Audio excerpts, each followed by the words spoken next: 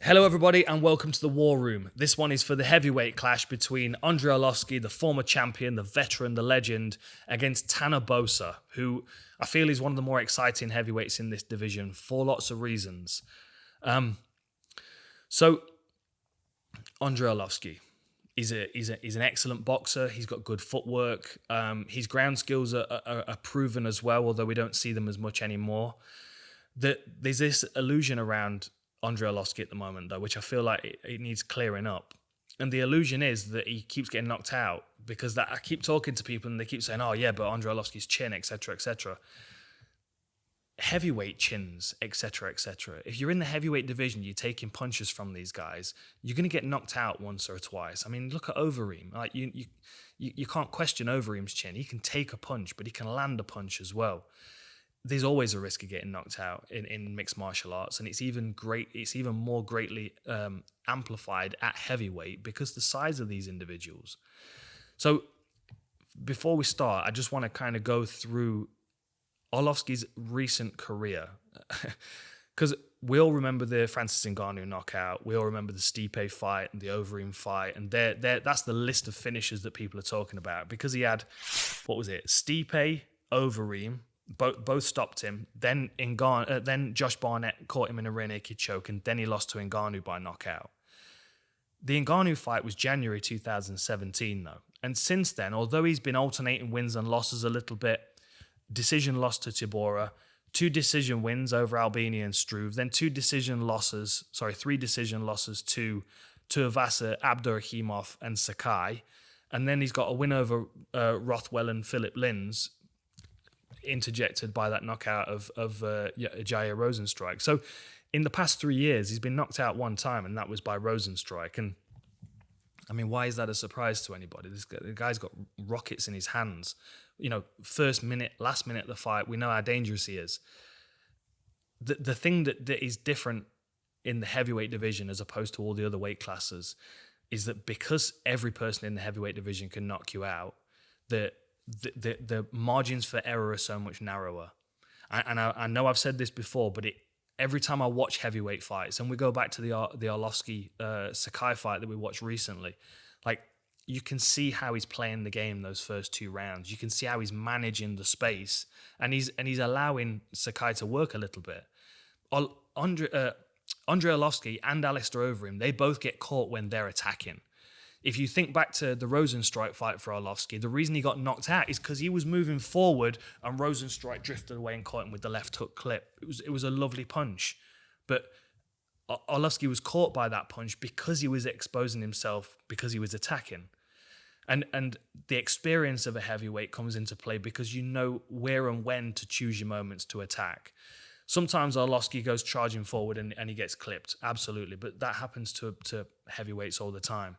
It's the experience that he's got over the distance against all the other guys that he's faced. I mean, you know, to fight the likes of Stefan Struve and Ben Rothwell over the distance, he's fighting difficult individuals, good grapplers, heavy punchers, people that can push forward aggressively, people that can counter strike backing up. We can't count him out just because of the fact that we've seen him caught and knocked out a couple of times. The thing is with this fight, against Tanner Boser, he's got a guy that doesn't really move like a heavyweight, and I think Arlovski deals better with heavyweights who move like heavyweights. Early on in Arlovski's career, when he was back in the day when he was knocking out Paul Buentello, Arlovski's strengths in mixed martial arts were the fact that he was an athlete at heavyweight. Like, he, I would say, was probably one of the very first athletic heavyweights that we saw in the octagon. Because before that, heavyweights were guys that were just too big to make light heavyweight, or they were they were heavy, they were slower, etc., etc. There were heavyweight characteristics, let's put it that way. Andrei Arlovski is good at dealing with people that have got heavyweight characteristics. They're a bit slow, they're a bit lumbering, they can be predictable, they can be outworked. You know, these kind of things that Arlovski expects from heavyweights. Unfortunately, he's not going to get in Tanner Boser. Boser, on the flip side, is a very agile, very light, very explosive individual. He's got excellent footwork. He's lively on his toes. He forces people to miss, but when he lands, he punishes them for it absolutely. I mean, the Pessoa fight, like, he dropped against the fence. That fight was over, but Boser was on his case. The other fight, was it Daniel Spitz, the hammer fist? Was it hammer fist? No, was it Jared Kinney? Oh no, it was Philip Linz, wasn't it?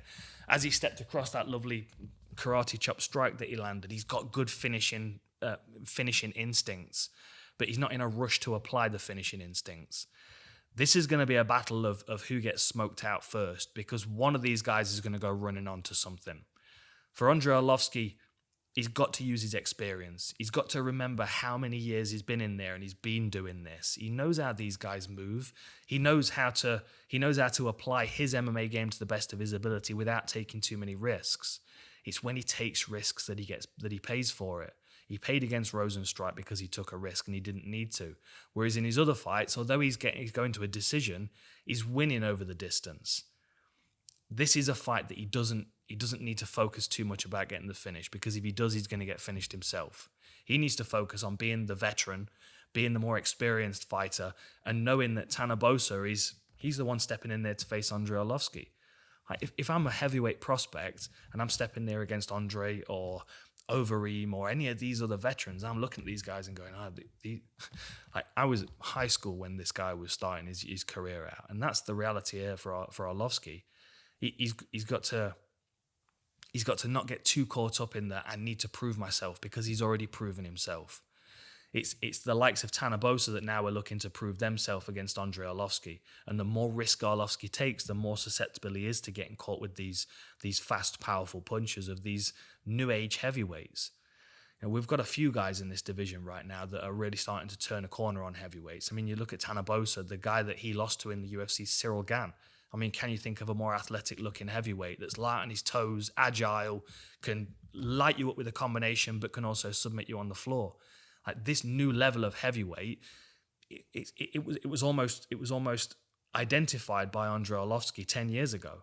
Like, Andrei Arlovski was the athletic heavyweight against all the other guys, but now we're seeing heavyweights upgrade. And Andrei Arlovski needs to realize that his upgrade is not now being the athlete, it's being the veteran. It's being the smarter individual, reading the fight, using your setups.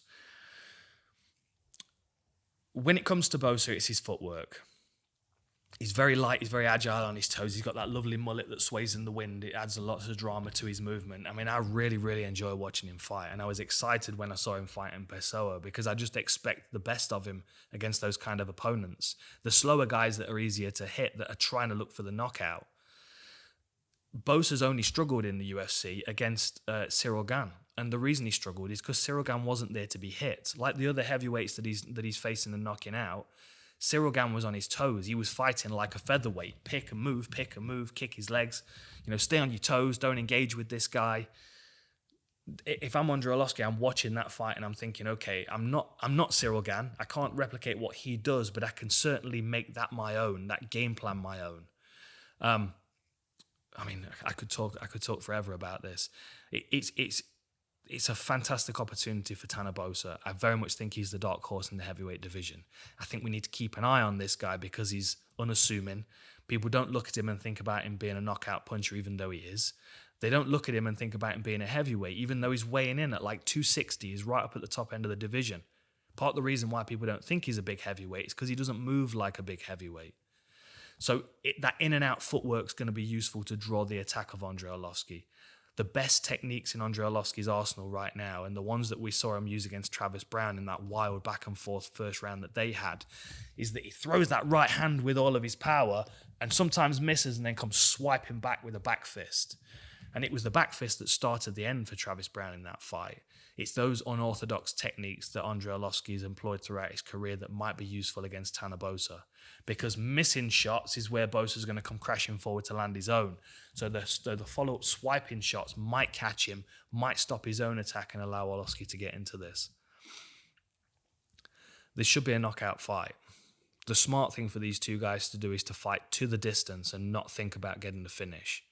And I think if they both do that, we're going to have a very, very technical back and forth fight. But I still think we're going to get a stoppage. It's Andrei Arlovski's got to be very careful in this one. He needs to be smart. He needs to be intelligent. He needs to be the veteran.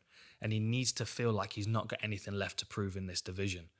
Tanner Boser's the one that's got everything to gain from beating Arlovski. And Arlovski needs to be difficult to pin down in this one for Boser. But nevertheless, as much as I love Arlovski, I think this is a very, very good fight for Boser. And I'm very excited to see him progress in this division. Maybe Andrei Arlovski can slow that roll a little bit, though. Who knows? It's going to be a good fight. Catch you next time.